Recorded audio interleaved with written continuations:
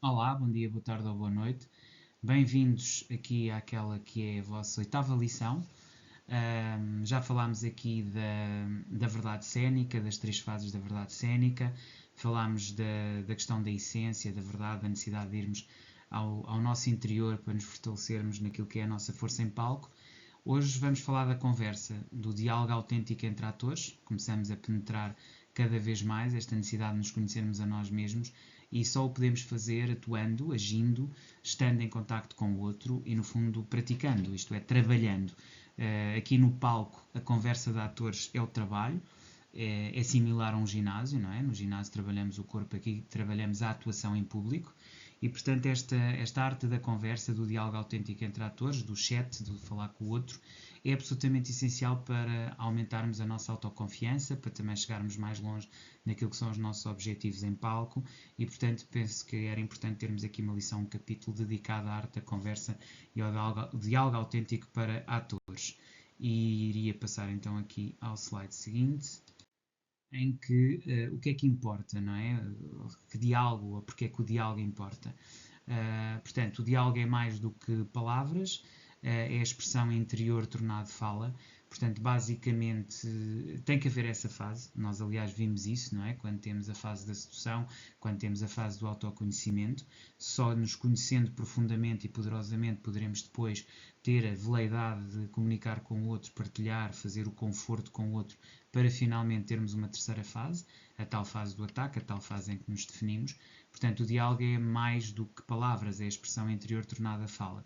Portanto, no teatro, conversar é agir com intenção e verdade e, portanto, o modo envolve a capacidade de conversar em termos cênicos, autênticos e expressivos, não é? Sermos capazes de sermos aquilo que somos, exprimirmos com as nossas emoções, as nossas palavras, os nossos sentimentos de uma forma natural, de uma forma autêntica, verdadeira, que parte da nossa essência e não do nosso ego, e isso é sem dúvida alguma a forma de encontrar as tais conversas que são simultaneamente autênticas e expressivas, não é? Que são aqui os elementos absolutamente essenciais num diálogo que importa. Portanto, a autenticidade e a expressividade, já vimos que a autenticidade prende-se com a profundidade que tem que ver com a nossa história pessoal e interna, e a expressividade com a forma como colocamos a emoção, como trabalhamos e trazemos a emoção ao de cima.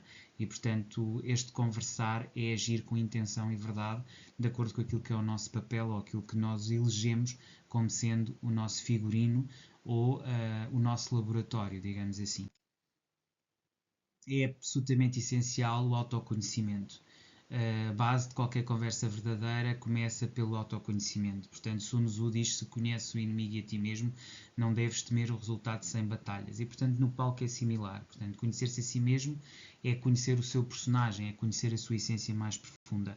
Aliás, nós construímos o nosso personagem, nós escolhemos o palco, nós escolhemos o nosso personagem, a densidade que lhe vamos dar de acordo com aquilo que foi a estrutura que nós escolhemos para desenvolver, para estruturar e para apresentar.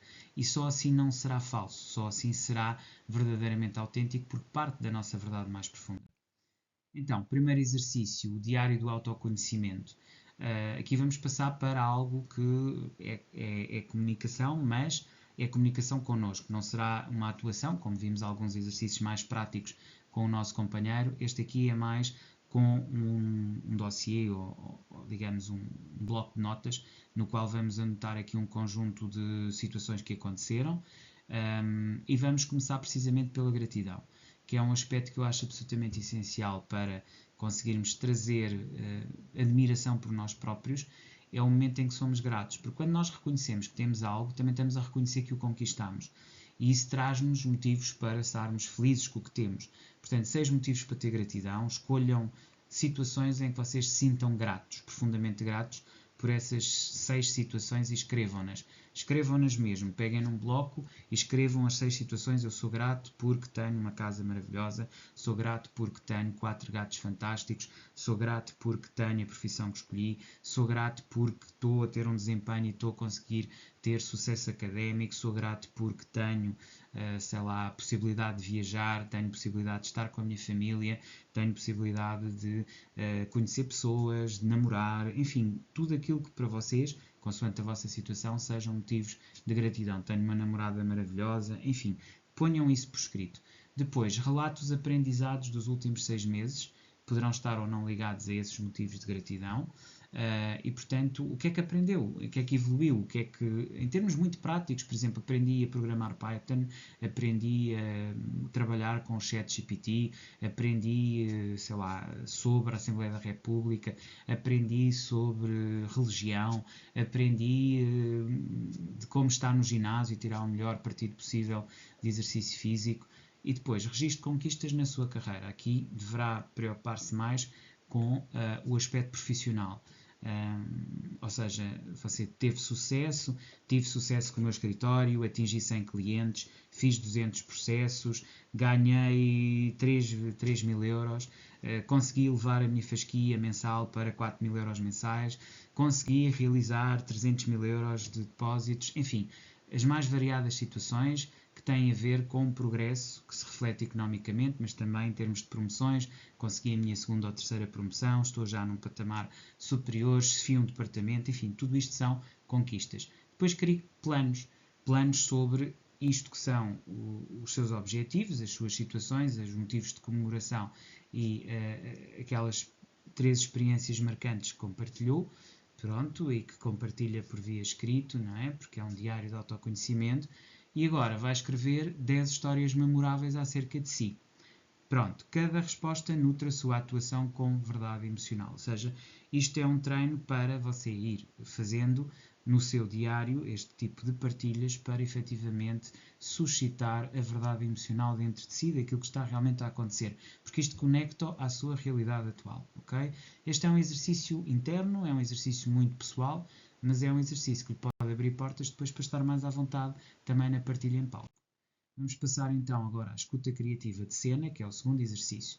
Então, escolhe uma cena com conflito sutil, pronto, pense na sua vida, numa situação, responda ao diário com a personagem, ou seja, usar o diário para compor a personagem, depois improvise com intenção, sem decorar, e depois atue com um texto original. Okay? E neste aspecto será escuta e entendimento trazem a verdade à fala, ok? Portanto, tente efetivamente fazer isto consigo próprio. Aqui já pode também fazer com alguém que lhe possa dar depois o feedback sobre este exercício de escuta criativa em cena, ok?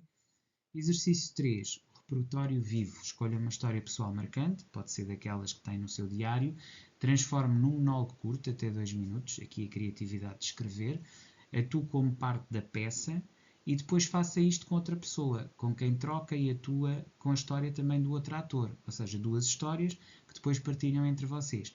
Depois, reflita, perceba a força do seu repertório emocional e também do outro, e permitam-se depois fazer, tirar feedbacks e conclusões acerca das vossas 2 histórias e da forma como elas interagiram neste exercício 3. Em conclusão, que ainda não é o último slide, mas aqui em conclusão relativamente a estes 3 exercícios e à verdade na conversa, podemos dizer que a conversa cénica exige, por um lado, autoconhecimento, por outro lado, escuta emocional, um repertório vivido, que você tem que trabalhar e ter consciente e presente, uma presença e reação genuína. Guarde sempre aquelas histórias de diário, porque são fundamentais para você estruturar e ter mais força naquilo que são os seus pensamentos e a forma como estrutura, o seu repertório vivido. Termino com uma frase de Boleslavsky, o dramaturgo americano: a maior ilusão no palco nasce da verdade interior bem cultivada. Ou seja, aquilo que você possa criar enquanto ilusão, enquanto cena criativa, tem que nascer de uma verdade interior bem cultivada. Portanto, o cultivar a verdade interior é a base para você ter todo o sucesso que quer no palco. Você tem que criar uma narrativa de herói em que você tem que demonstrar que ultrapassou uma série de obstáculos para chegar ali, para estar ali. E sentir-se vencedor na sua própria área e na sua própria capacidade. Ok? Basicamente era isto que eu tinha para vocês. Só para concluir, uma frase de encerramento: responder às perguntas certas é metade do caminho para ser um ator e um ser humano mais presente, mais expressivo e conectável. Portanto, procurar, acima de tudo, responder às perguntas certas, ser capaz de se perceber como ser humano e também ser capaz de se perceber como ator. Isto fará com que esteja efetivamente mais presente, expressivo e conectável.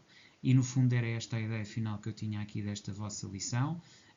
Voltamos-nos a ver brevemente para amanhã, para a vossa próxima aula. Até lá, despeço-me cordialmente.